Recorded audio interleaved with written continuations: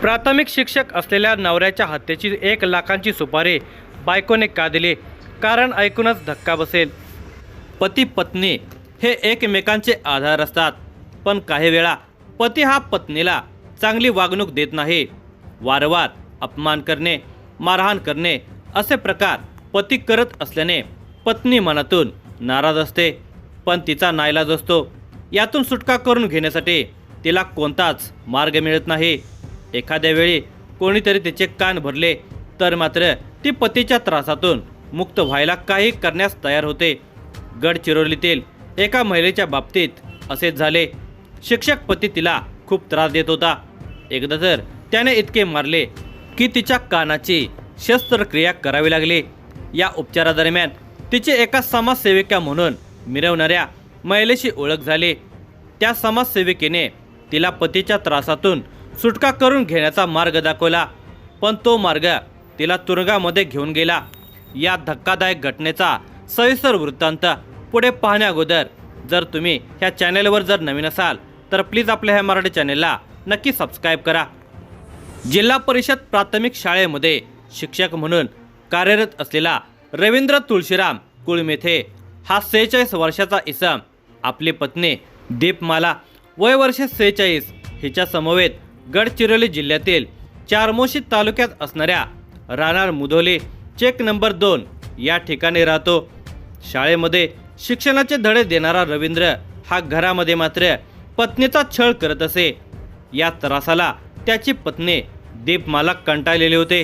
रोजची होणारी मारहाण ती निमूटपणे सहन करत असली तरी पतीबद्दल तिचा राग होता. अलीकडेच रवींद्रने आपली पत्नी दीपमालाला जबर मारहाण केले होते. त्यामध्ये तिच्या कानाला गंभीर दुखापत झाले. तिच्या कानाची शस्त्रक्रिया करायला हवी असे डॉक्टरांनी सांगितले होते. त्यामुळे ती शस्त्रक्रिया करण्यासाठी नागपूर येथे एका रुग्णालयामध्ये गेले. त्या ठिकाणी तिची भेट एका समाजसेविकेबरोबर झाली.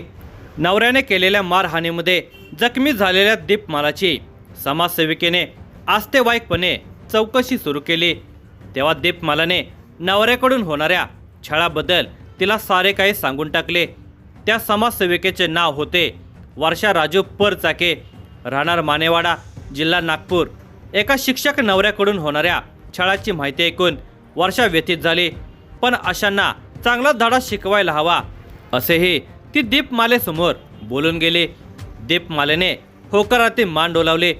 यावर वर्षाने दीपमाला हिला सल्ला दिला की अशा नवऱ्याला जिवंत ठेवायचाच नाही, उलट तो मेला की तुला त्याची नोकरी पेन्शन मिळू शकते आणि तू चांगली आरामामध्ये जगू शकते. हे ऐकून दीपमालेचे डोळे चकाकले. त्याने वर्षा परचाके हिला, पण हे कसं करायचं, तुम्हाला त्याबद्दल काही करता येईल का असं विचारलं. तेव्हा वर्षा परचाके हिने तिला एक प्लॅन सांगितला. बुधवार दिनांक 29 एप्रिल 2026चा दिवस. त्या दिवशी दीपमालाने आपल्या पतीला रवींद्रला दिगोरी येथे एका नातेवाईकांच्या लग्नासाठी बोलावून घेतले. त्या दिवशी ते दोघे त्या लग्न समारंभामध्ये अगदी जोडीने मिरवत होते. संध्याकाळ झाल्यावर रवींद्र कुळमेथे घरी जाण्यास निघाला. तेव्हा गोड बोलून दीपमालाने त्याला थांबवून घेतले. गुरुवार दिनांक 30 एप्रिल 2026 रोजीचा दिवस उजाडला. पूर्व नियोजनानुसार दीपमाला ही पती रवींद्र याला घेऊन दिगोरी बस स्थानकाजवळ आले. या ठिकाणी सोनू उर्फ प्रवीण कालोकर व नाझीर अन्सारी हे कार घेऊन आलेले होते. हे लोक आपल्या ओळखीचे असून तुम्हाला ते घरी नेऊन सोडतील असे म्हणून दीपमालाने रवींद्रला त्या कारमध्ये बसवले. त्यानंतर कटानुसार गाडीमध्ये बसलेल्या सोनू उर्फ प्रवीण कालोकर आणि नाझीर अन्सारी यांनी रवींद्र याला घोडेपेठ परिसरामध्ये असलेल्या सुनसान ठिकाणी नेले. आजूबाजूला कोणी नसल्याची खात्री करून त्यांनी गाडीमध्येच रवींद्रचा गळा आवळून त्याला ठार मारले. दुसऱ्या दिवशी म्हणजे शुक्रवार दिनांक 1 मे 2026 रोजी आपले काम फत्ते झाले असा निरोप त्या दोघींनी दीपमाला हिला फोनवरून दिला.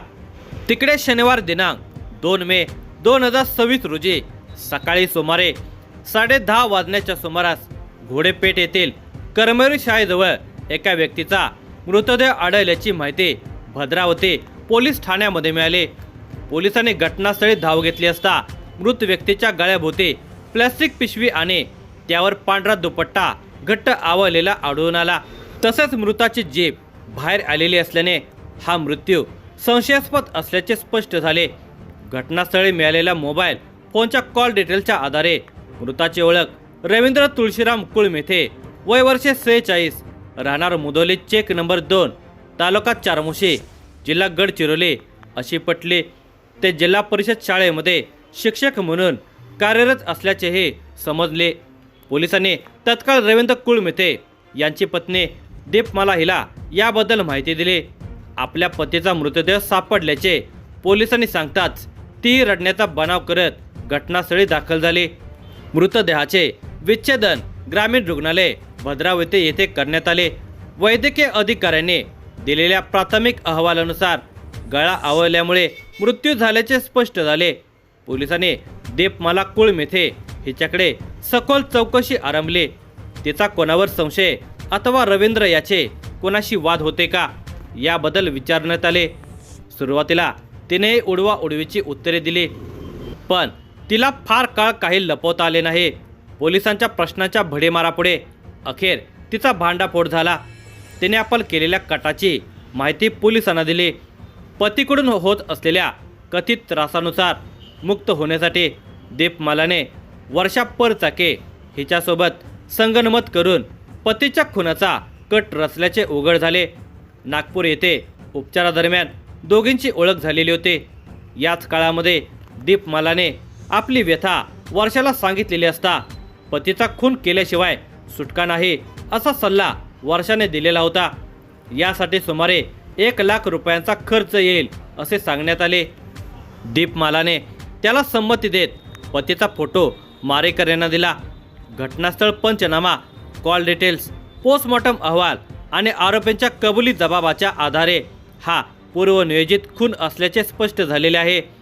या प्रकरणी भद्रावती पोलीस आणि स्थानिक गुन्हे शाखेने संयुक्त कारवाई करत आरोपी दीपमाला रवींद्र कुळमेथे, वर्षा राजू परचाके यांना वरोरा येथून, तर सोनू उर्फ प्रवीण कालोकर आणि नाझीर अन्सारी यांना नागपूर येथून ताब्यात घेतले। संशयित आरोपींकडून गुन्ह्यामध्ये वापरलेली कार क्रमांक MH31 DC 8919 तसेच मोबाईल फोन जप्त करण्यात आले आहेत। चौकशीमध्ये आरोपींनी गुन्ह्याची कबुली दिली आहे। या सर्व आरोपींच्या विरोधात आरोप क्रमांक 0550/2026 नुसार भारतीय न्याय संहिता कलम 103(2), 104(1) आणि 61(2) अन्वये गुन्हा दाखल करण्यात आला आहे। ही कारवाई पोलीस अधीक्षक आयुष नोपाने, अप्पर पोलीस अधीक्षक ईश्वर कातकडे, उपविभागीय पोलीस अधिकारी दिनकर ठोंबरे यांच्या मार्गदर्शनाखाली इतर सहकाऱ्यांच्या मदतीने हा तपास यशस्वीरित्या पूर्ण केला।